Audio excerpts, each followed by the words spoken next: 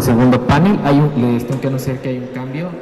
La doctora María Cristina González García intercambia el panel de participación con la doctora María Ascensión Morales Ramírez por cuestiones de tiempo. Es el cambio que va a haber ahorita.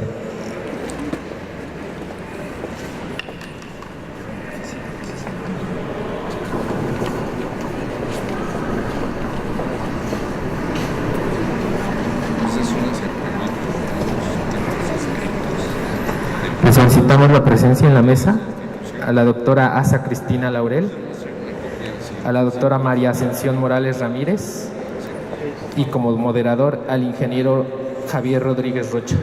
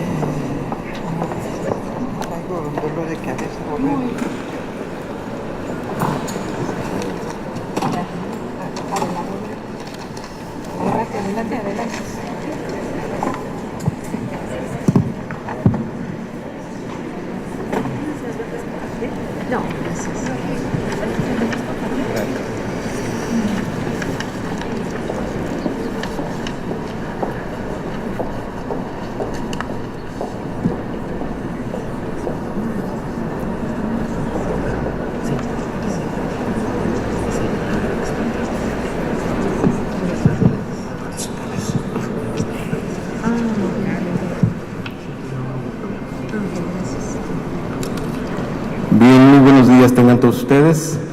Vamos a dar inicio al segundo panel de este foro, perspectivas de la iniciativa ciudadana para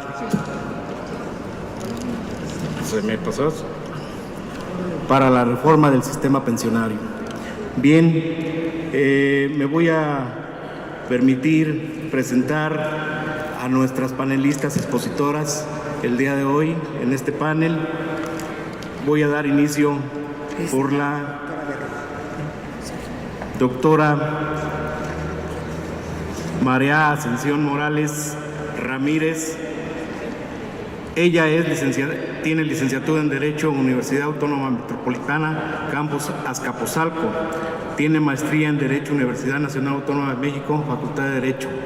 Doctorado en Derecho en el Instituto de Investigaciones Jurídicas de la Universidad Nacional Autónoma de México. Es profesora de la carrera titular B de tiempo completo con definidad en el área de Derecho Social, Facultad de Derecho de la UNAM desde el 2010. Ha sido profesora de la maestría en Seguridad Social, Instituto Posgrado en Derecho en la materia de Derecho Procesal de Seguridad Social. Ha sido profesora de asignatura A, Facultad de Derecho de la UNAM, en las materias de Derecho Procesal Laboral y Forense, Laboral y Seguridad Social. Ha sido profesora de asignatura A, Facultad de Contaduría y Administración de la UNAM, en las materias de Derecho de Trabajo y de Derecho 3, Laboral. Es secretaria ejecutiva del Colegio de Directores de Facultades y Escuelas de la UNAM del 19 de abril del 2012 a la fecha. Algunas de sus publicaciones recientes son capítulo Pensiones de Vejez en México entre la responsabilidad social y financiera del libro colectivo, Problemas contemporáneos de la Seguridad Social, América Latina y México 2018. Libro Problemas contemporáneos de la Seguridad Social, América Latina y México 2002. Muchas gracias por su presencia, doctora. También nos acompaña la doctora Asa Cristina Laurel. Es médica por la Universidad de Lund, Suecia, maestra en Salud Pública por la Universidad de California, Estados Unidos de América, doctora en Sociología por la UNAM, doctora honoris causa por la Universidad de Buenos Aires, Argentina, docente e investigadora titular de la UAM Xochimilco del 1977 al año 2000 y miembro del Sistema Nacional de Investigadores 1988, año 2000. Secretaria de Salud del Gobierno del DF 2000-2006, donde se instrumentó la pensión universal del adulto mayores y el programa de servicios médicos y medicamentos gratuitos.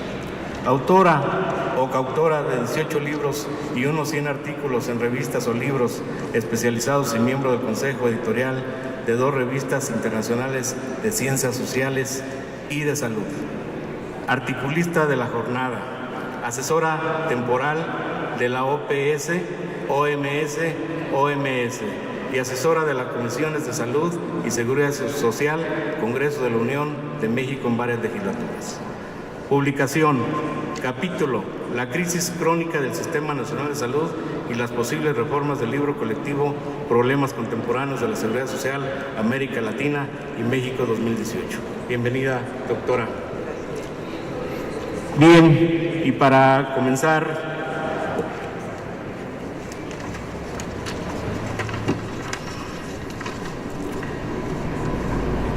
las intervenciones y la exposición de nuestros panelistas, le voy a pedir a la doctora Asa Cristina Laurel nos haga favor de exponernos su tema, recordándole que tiene hasta 15 minutos. Adelante, doctora. Muchas gracias, buenos días a todas y todas, y muchas gracias por la invitación de este foro organizado por la Comisión de Seguridad Social, por la organización SOACHI, la Coalición Nacional de Jubilados y Pensionados y el Movimiento de Trabajadores Activos, Jubilados y Pensionados del IMSS. Nos hemos encontrado en muchas ocasiones aquí, pues me estoy recordando aquella fatídica noche del 20 de diciembre de 1995, cuando fue aprobada efectivamente la reforma del IMSS, cuando el PRI nos dijo, ustedes tienen todos los argumentos y todos los estudios, pero nosotros tenemos los votos. Entonces, yo creo que en este sentido luego nos hemos estado encontrando y lo que creo que quiero empezar diciendo, leí con atención los que son las propuestas de sus organizaciones, porque era la discusión sobre estas propuestas que se va a hacer hoy. Y bueno, lo primero que quiero decir es que son demandas absolutamente justas que están planteando. Sin embargo, y eso a lo mejor no va a gustar, yo creo que no dimensionan la complejidad del tema a 20 años de la reforma del IMSS y a 10 años de la reforma del ISSSTE. Y la complejidad de los múltiples sistemas de pensiones estatales y de universidades públicas. No cabe duda que el tema de las pensiones es uno de los grandes temas en América Latina y lo hemos visto en Chile, lo estamos viendo contemporáneamente en Nicaragua, etc. De tal manera que sí es un tema que es obligado en la discusión en nuestros países. Bueno, yo creo que estamos en una coyuntura política de gran importancia por la elección presidencial y del Congreso de la Unión el 1 de junio. Y eso significaría un gran cambio, pero en medio de una situación nacional también muy compleja. Entonces, lo que yo creo que, pues, a lo mejor lo que podemos asumir, si gana el licenciado López Obrador, eso sí significa un cambio muy profundo. Y entre otras cosas, estaría presente en el gobierno o representado en el gobierno una buena parte de lo que llamamos el pueblo. Y creo que para ello hay que tener una situación, o sea, porque ya no se trataría de solamente ser oposición, sino se trataría también de ser cogobernantes. Lo que yo les puedo decir que independientemente O sea, si todo va como se ve, incluso se va a tener mayoría en el Congreso de la Unión, lo que cambia muchas cosas. Pero también hay que entender bien cuál es la situación actual del sistema de pensiones. Sabemos que nos han robado, que hicieron una reforma retrógrada, etcétera, etcétera, etcétera. Pero en el momento actual, si entra un nuevo gobierno, ¿cuál es la situación del sistema de pensiones? En primer lugar, habría que decir que la presión sobre las finanzas públicas, o sea, el costo para el gobierno de las pensiones actualmente, y va a incrementar cada uno de los años, es del orden de 523.300 millones de pesos. Para quien lo dimensiona, el gasto en salud de la Secretaría de Salud del IMSS y del ISSSTE es un poquito más grande, nada más. Porque es 549.900 millones de pesos. O sea, que corresponde más o menos a lo que este año se va a pagar por parte del Estado en pensiones, es el 2.3% del Producto Interno Bruto. Y ahí, el más grande es el IMSS, el que sigue es el ISSSTE, Luz y Fuerza viene y Ferrocarriles Mora. No tengo el dato de Pemex porque está en otra parte del presupuesto. Bueno, y el costo de la pensión garantizada va a estar incrementando muy rápidamente cuando entran a la jubilarse los que son los que están en las AFORES, porque como sabemos todos no van a llegar. También hay que decir que el seguro médico para pensionados explica casi todo el déficit del seguro médico del IMSS.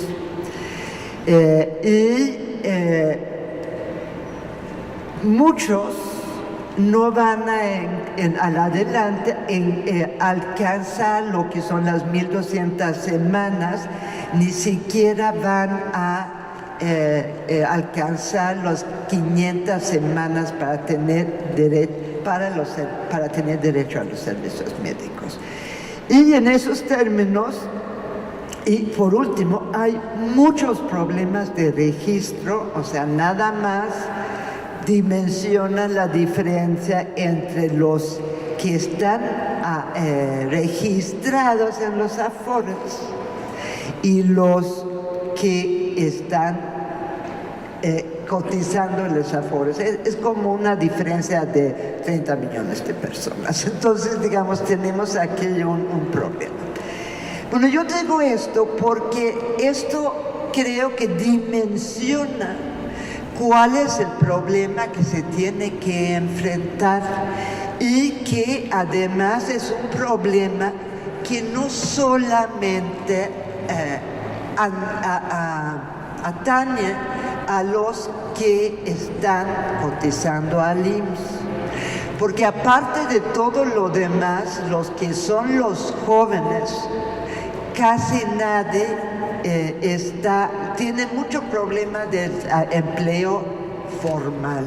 Entonces, digamos, podemos prever que si hoy día el 30% de la población mexicana tiene acceso a una pensión o una jubilación, eso no, hacia adelante en el corto plazo, no va a ser,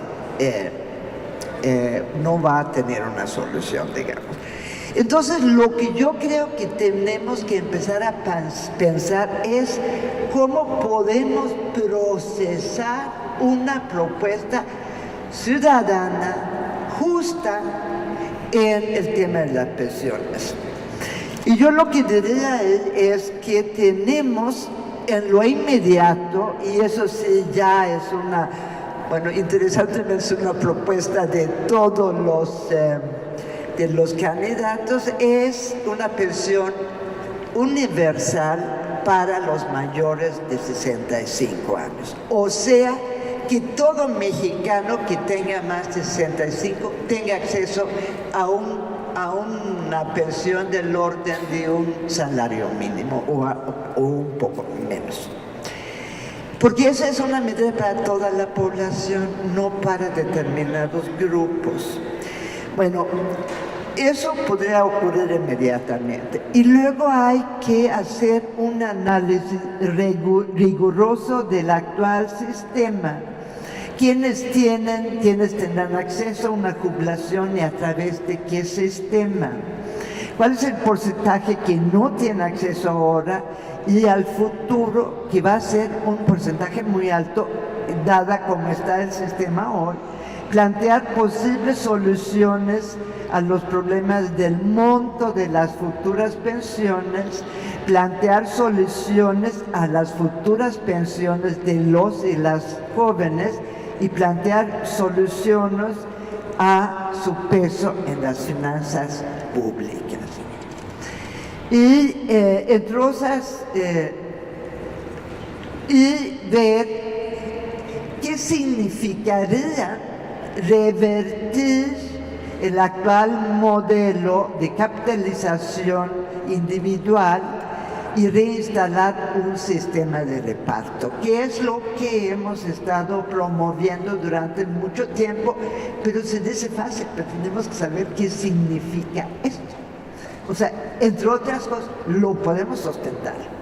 Y entonces habría que analizar mecanismos de financiamiento, por ejemplo, puesto a la nómina, no impuestos indirectos, que sabemos que son regresivos, y probablemente considerar el diseño de un sistema nacional de pensiones. Entonces, mis conclusiones, porque voy a tratar de cumplir con mis 15 minutos, sería: sí hay posibilidad de ir aumentando el monto de la pensión universal básica, que tiene la gran ventaja que es para todos y todas. No es... Bueno, ahí se distingue la propuesta del PAN, propuesta del PRI, de la propuesta de Juntos Haremos Historia, en el sentido que ellos, MID y PAN, lo quieren no dar a todo el mundo, sino los que están comprobadamente pobres. Mientras que en la propuesta de Juntos Haremos Historia, la propuesta es que es para todos, independientemente de su... Y fue lo que hicimos aquí en la Ciudad de México.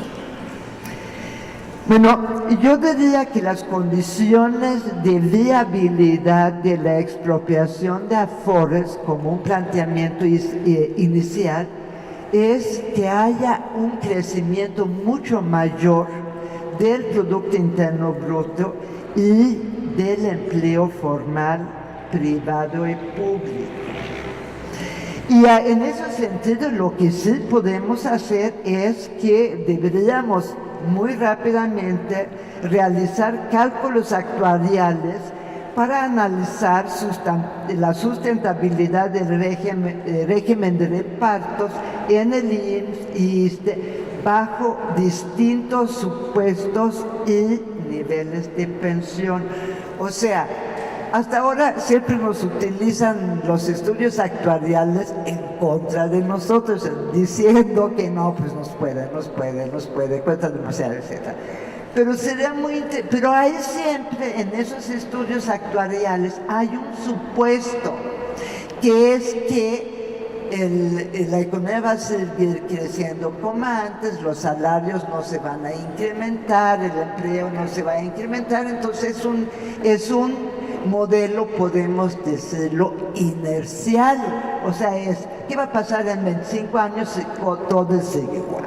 Y una de las cosas que pensamos, y por eso nos hemos movilizado, es que no pueden seguir las cosas igual en este país, porque si eso fuera el caso, ya al rato corto no vamos a tener país. Entonces, o sea, vamos a hacer una cosa así y proponer que grupos actualmente no incluidos al IMSS, por ejemplo, deberían incluirse en el corto plazo, y hay que priorizar. Y yo aquí voy a volver a plantear algo que he hecho. Yo pienso que los trabajadores domésticos es un grupo prioritario, son 2,5 millones en el país y 3,028 tienen IMSS. Y entonces habría que ver finalmente, con base a los cálculos actuariales, ver cómo y quiénes se podría expandir el sistema e incluir al sistema, vamos a decirlo, del país, al IMSS y al ISSSTE. ¿Qué vamos a hacer con las universidades, las pensiones de las universidades? ¿Qué vamos a hacer con las pensiones de los ISSSTEs estatales, etcétera? O sea, creo que lo que sería muy importante en un cambio es, no sé cómo decirlo, de que sea un cambio, pero que sea un cambio que tiene fundamento y posibilidad de transitar en los años que vienen. Y a ello creo, y eso también a mi modo de ver es importante, es que yo creo que hay muchos intereses particulares muy legítimos, pero el interés colectivo. Doctora, por favor, público, le solicito que concluya su intervención, si es tan amable. En ese momento. El tiempo se agotó. Sí, está bien. Yo estaba en medio de una frase que era la conclusión. Bueno, muy bien. Entonces, lo que yo pienso, repito, yo creo que tenemos que pensar en que hay intereses particulares, legítimos, pero también hay un interés colectivo que tiene que representar un gobierno del pueblo. Muchas gracias. Gracias, doctora Sá Cristina Laurel. Bueno, le toca el turno a la doctora María Ascensión Morales Ramírez. Hasta por 15 minutos su exposición, doctora. Claro que sí. 15 minutos es nada respecto de un tema tan complejo como ya se ha dicho en estas mesas y desde diferentes puntos de vista. Quiero agradecer la invitación, me siento muy halagada y muy honrada por la invitación que se me hizo por parte de la organización SUACHI y trataré de cumplir en mis 15 minutos. Hasta ahorita, en este momento, lo que se ha expuesto, estoy totalmente de acuerdo. Estoy totalmente de acuerdo, sobre todo con lo que acaba de exponer la doctora Sá Cristal. Derivado de la propuesta y de lo que nos convocó a esta reunión, era ver qué cambios se puede hacer para desaparecer a las AFORES. Y yo quisiera comentar, tener algunos antecedentes. Es que las AFORES o el sistema de las administradoras no es el único mecanismo que podía haberse implementado. Si bien es cierto que América Latina lo adoptó del modelo chileno, algunos países, que en la actualidad son nada más 8, en el camino hubo otras propuestas. Desgraciadamente ni México ni América Latina quisieron ver, o no, sí los conocieron, pero no quisieron abordarlas. Y entonces voy a comentar dos, porque he dividido mi participación en 3 puntos, que va a ser muy breve. La experiencia internacional, donde no aparecen las administradoras. Las experiencias nacionales. En México hay experiencias nacionales que tampoco son totalmente conocidas, y entonces podríamos llegar a una propuesta, obviamente a nivel ahorita teórico. ¿Por qué? Porque diseñar un sistema de pensiones, regresar o reformar, rediseñar un sistema de pensiones, no es nada más la parte jurídica, sino que tienen que tomarse aspectos económicos, aspectos actuariales, y todo lo que involucra el sistema no es un tema sencillo, y más si consideramos que el sistema de pensiones es el núcleo, es el corazón del sistema de seguridad social. Entonces no es algo fácil, nos estamos metiendo y le hemos dedicado tiempo y esperemos que le podamos dedicar más tiempo a este asunto que es de gran importancia.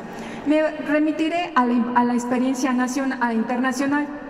En la experiencia internacional, si me hacen favor con la primera presentación, y si no lo voy a borrar, se alcanza a ver, sería la segunda. En la experiencia internacional hay un país que le podemos decir el modelo sueco. No quiero decir que lo copiemos, no lo vamos a copiar. Ellos introdujeron un sistema que se llama sistema de cuentas nocionales, no nacionales, nocionales. No voy a explicar en qué consiste el sistema. Lo que yo quiero explicar básicamente es cómo conformaron el sistema. Para haber aprobado este sistema en el país, se llevaron en la discusión 10 años.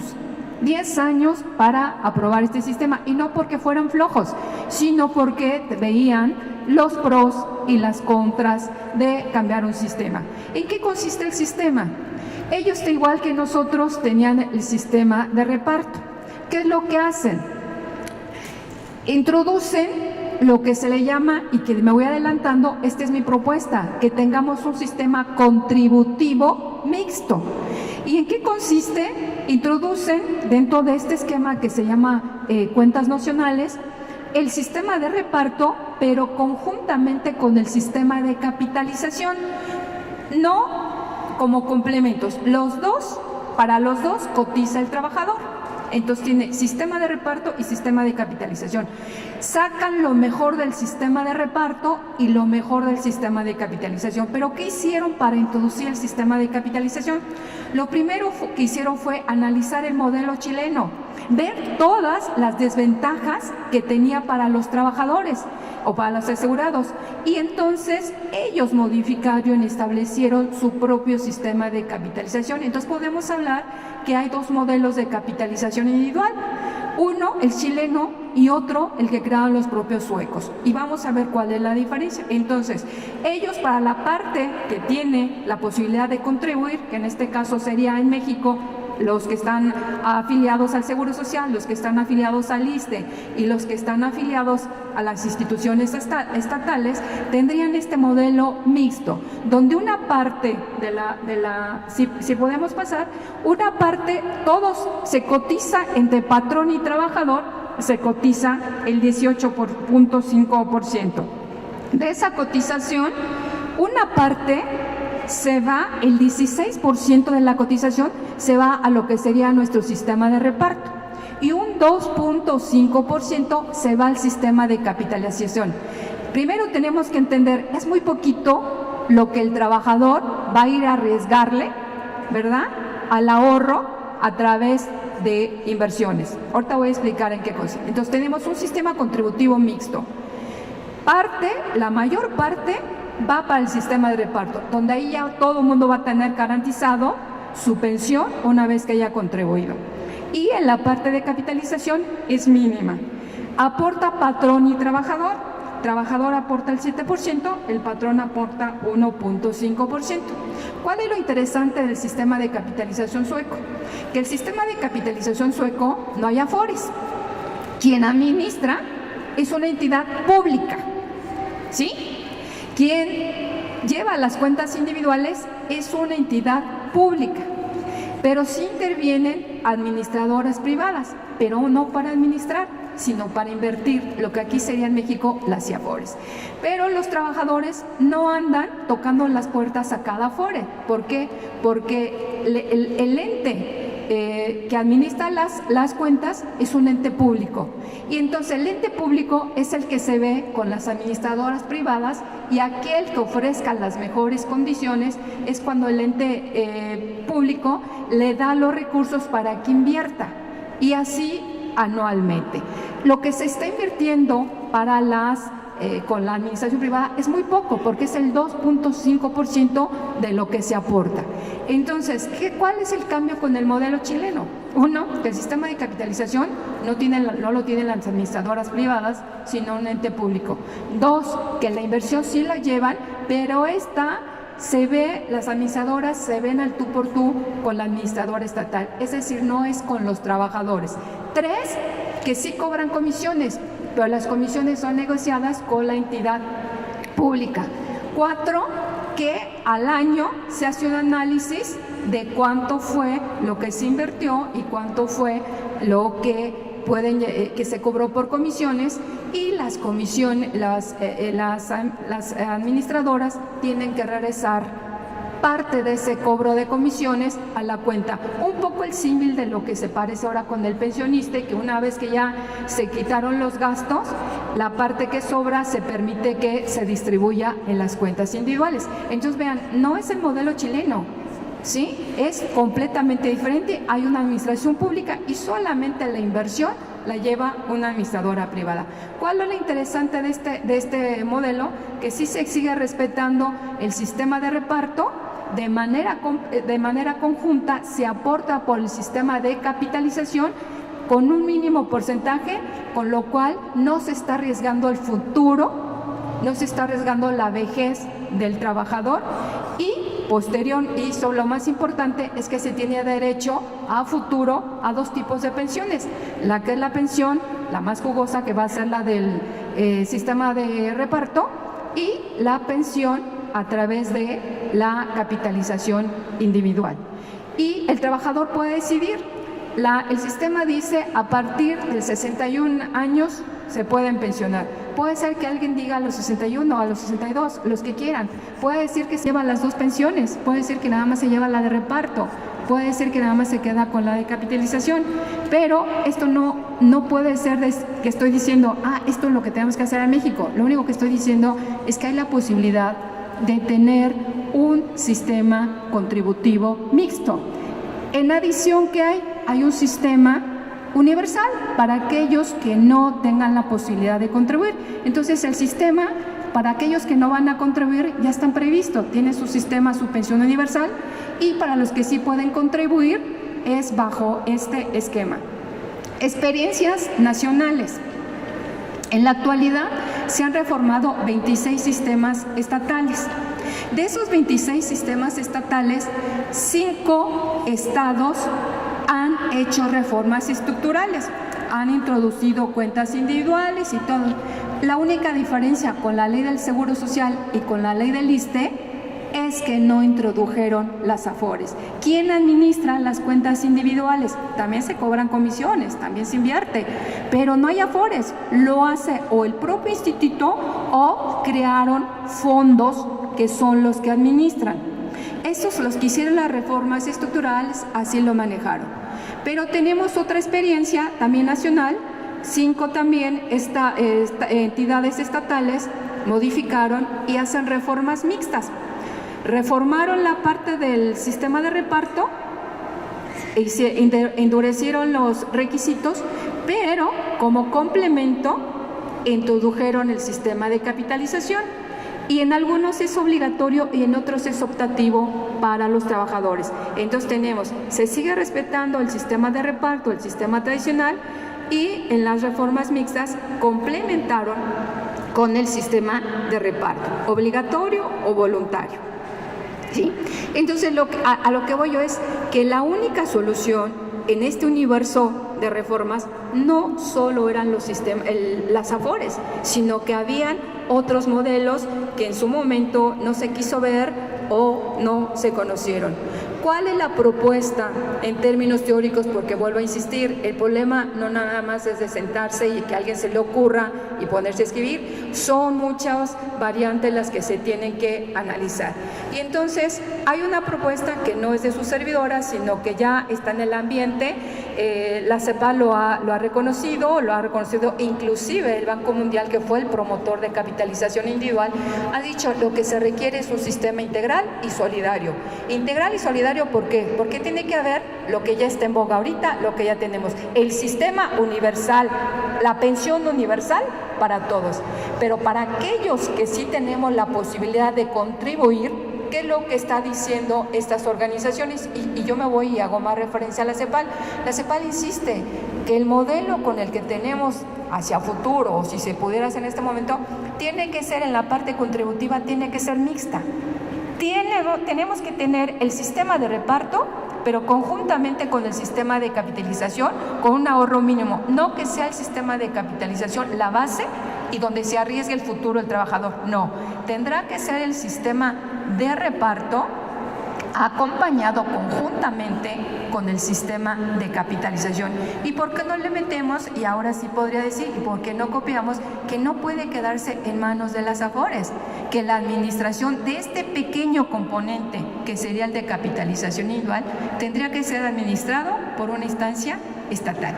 Y sí estaría de acuerdo que la inversión lo hagan los que tengan que hacerla, los que conocen, pero que en todo caso se vean las caras con la entidad estatal, para efecto de evitar que lleguen los intermediarios de las AFORES a las casas, a los trabajos, a convencer a la gente que se cambien de una AFORE a la otra con el total desconocimiento y con el total perjuicio para sus cuentas individuales.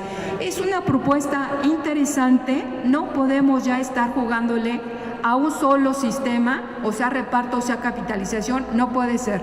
Tenemos que agarrar lo mejor de ambos sistemas y creo que la prueba nos los han dado no solo a la experiencia internacional, sino a las experiencias nacionales. No quiero decir que con esto, que las experiencias nacionales estén totalmente, vayan a ser exitosas. Sobre todo las experiencias nacionales, las que hicieron reformas estructurales, si bien no introdujeron las AFORES, hay por ahí un problemita que tenemos que ver, en donde para efecto de que los asegurados obtengan su pensión, les están pidiendo un porcentaje de esperanza de vida.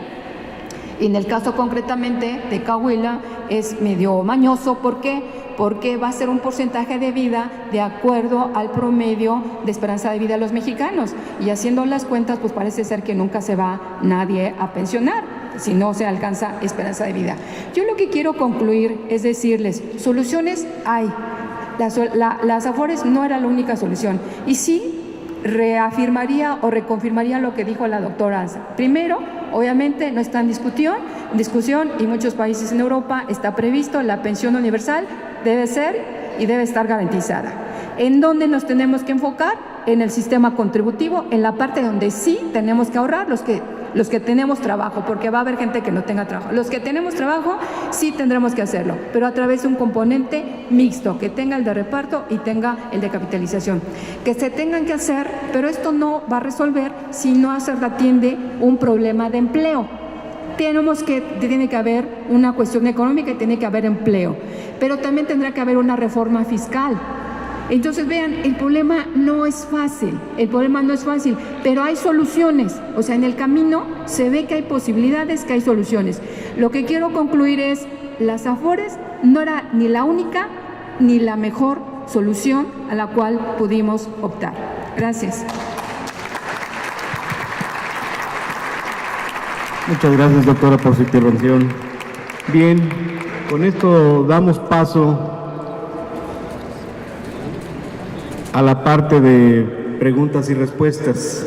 Ya nos hicieron llegar algunas preguntas. Les recuerdo a los expositores que tienen hasta 15 minutos entre los dos para contestar algunas de las respuestas. Esta pregunta es para la doctora Asa Cristina, de parte de Josefat A. García Castro Morelos. Dice, ¿qué cambios fundamentales se requieren para tener un sistema integral en las pensiones? Bueno, yo creo que efectivamente una de las cosas que espero que hemos logrado transmitir es que no es así como que alguien tiene una idea genial y a partir de eso ya todo está resuelto, sino hay efectivamente que estudiar muy bien qué se puede hacer y cómo se puede hacer.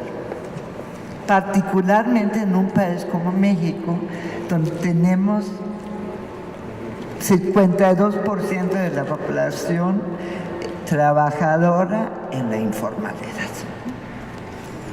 En Suecia son como 3%. Gracias, doctora.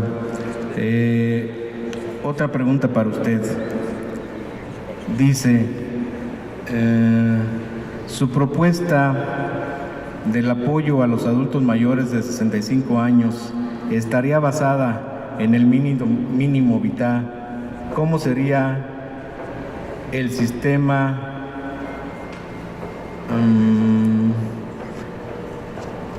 de pensiones? Esto lo pregunta Aurora Carreño Díaz. Bueno, la propuesta de la pensión universal está basado en un cálculo, estará basado en un cálculo que corresponde en la Distrito Federal se hizo basado en cuál era el costo de la alimentación de una persona, pero no sé cómo se está calculando ahora y cómo se está pensando hacer. El hecho es que sería universal y que eso está costeado, se sabe que se puede. Gracias, doctora. Aún tiene tiempo. La siguiente pregunta sería, ¿cómo hacer para que cualquier sistema que sea viable para las cuentas individuales, el gobierno no pueda tocar estos fondos del trabajador? Esto lo pregunta Araceli Yura. Bueno, no entiendo muy bien la pregunta, porque miren, una transformación del sistema con la desaparición de las AFORES y el regreso de un sistema de reparto tiene otra lógica, o sea, ahí no es que el trabajador tiene su fondo y de ahí sale la pensión, sino es se llama reparto porque se pagan las pensiones con el dinero que pagan, entra por los activos, entonces no hay la noción o el concepto de un fondo individual. Lo que propuso aquí la compañera, sí, una parte, el 20% de lo que se cotiza, sí efectivamente puede ir a un fondo personal, pero digamos, o sea, eso sería en un supuesto de la reforma. Pero yo creo que sería importante saber que si volvemos a un sistema de reparto, ya no habrá, eso es el tema, exactamente, no habrá fondos individuales. Gracias, doctora. La última pregunta, doctora. De acuerdo al tiempo que tenemos, la compañera María de Jesús Rangel Velázquez pregunta, ¿es vital la unión y organización de los trabajadores en su lucha por el rescate de las pensiones? Pues sí. ¿Sí? Sí. Gracias, doctora, muy amable. El turno es para la doctora María Ascensión Morales Ramírez. Bien. Esperanza Méndez Conde, de Puebla, le pregunta, ¿podría facilitar lo de su ponencia sobre el modelo sueco? Claro que sí, con todo gusto. Le mandaré toda la información que tengo sobre el modelo. Y obviamente en esta presentación no estoy recomendando el modelo porque ni lo expliqué, nada más expliqué la partecita mínima de lo que conforma este esquema donde introducen el sistema de capitalización, pero que no es la base, es el 10% de lo que lleva el sistema, el 80% sigue siendo reparto. Gracias, doctora. La siguiente pregunta la hace Héctor Pérez Anaya. ¿Los intereses particulares se han impuesto sobre los intereses colectivos? ¿Cómo se logrará el cambio del sentido que revierta el proceso? Efectivamente, la reforma a la ley del Seguro Social y a la ley del ISSSTE, pues obviamente nos queda claro que atendió más objetivos políticos y económicos que a los objetivos sociales. Y en algunos países lo que se ha hecho y que esperaríamos que con este cambio, con estas futuras elecciones, estaríamos esperando que el Estado vuelva a tomar su papel de rector y sobre todo de rector no solo de la economía, sino en la parte social. Y entonces estaríamos o vamos a hablar de otra situación donde no es malo que haya objetivos económicos.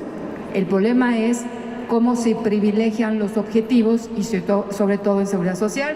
En seguridad social no pueden ser en primer lugar los económicos y luego los sociales. Tienen que ser a la inversa, primero los sociales y después los económicos. Gracias, doctora. La siguiente pregunta la hace Josefa García Castro, del estado de Morelos. Dice, ¿en qué beneficia o perjudica que el mayor porcentaje se va a la cuenta nacional? ¿De los ahorros? Perdón. ¿En qué beneficia?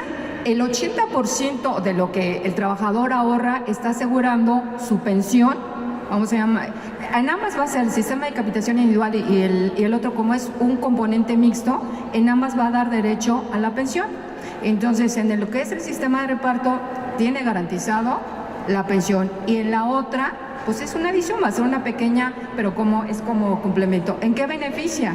En primero, que sigue siendo de reparto, sigue habiendo solidaridad, y el sistema se llama nocional porque es una noción, es decir, se llevan cuentas individuales, pero nada más ficticias, porque todo el fondo de todos los que ahorran se va a un fondo general, y de ese fondo se toma para pagar las pensiones en curso. Por eso digo, vuelve a haber esta solidaridad.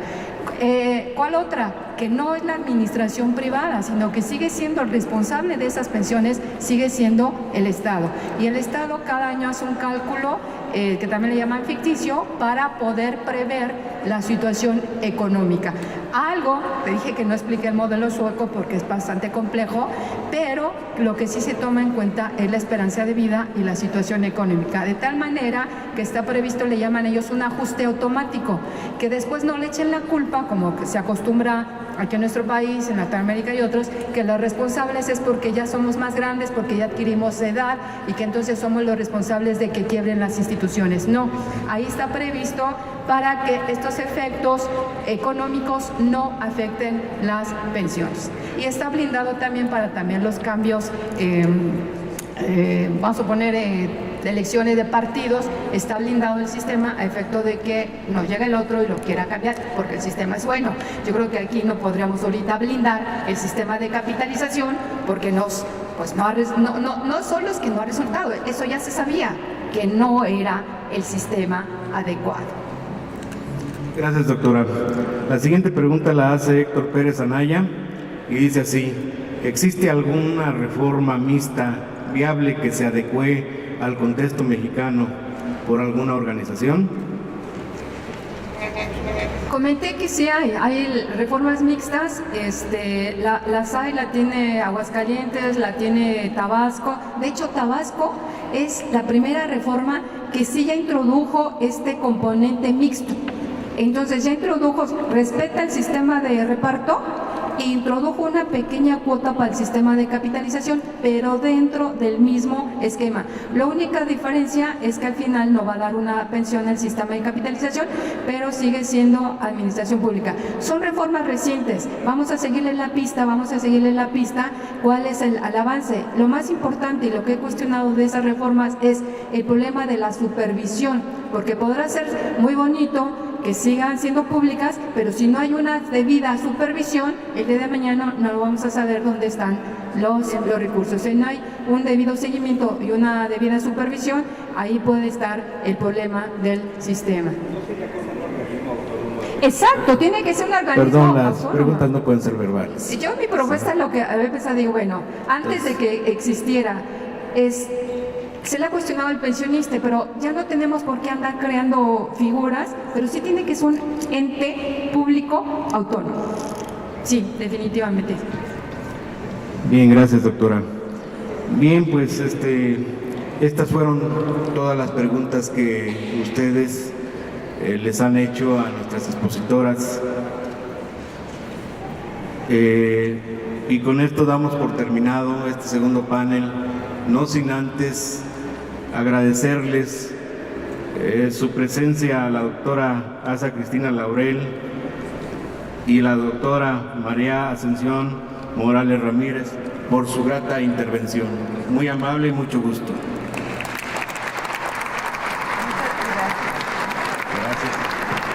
Antes de que se retiren, vamos a proceder a la entrega de reconocimientos por la diputada Araceli.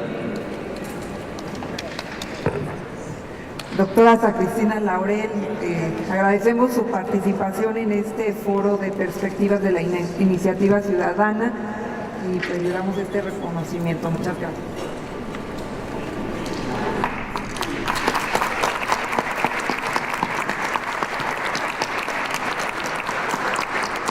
Doctora María Ascensión Morales, muchísimas gracias por participar en este foro sobre perspectiva de la iniciativa ciudadana para la reforma del sistema pensionario. Muchas gracias.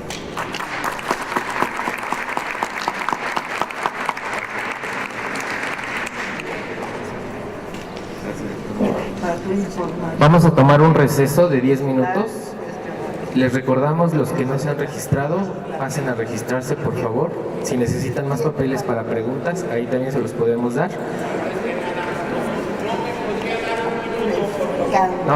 No hay participaciones. Lo dijimos desde el principio. No, pero, o sea, lo que quiero es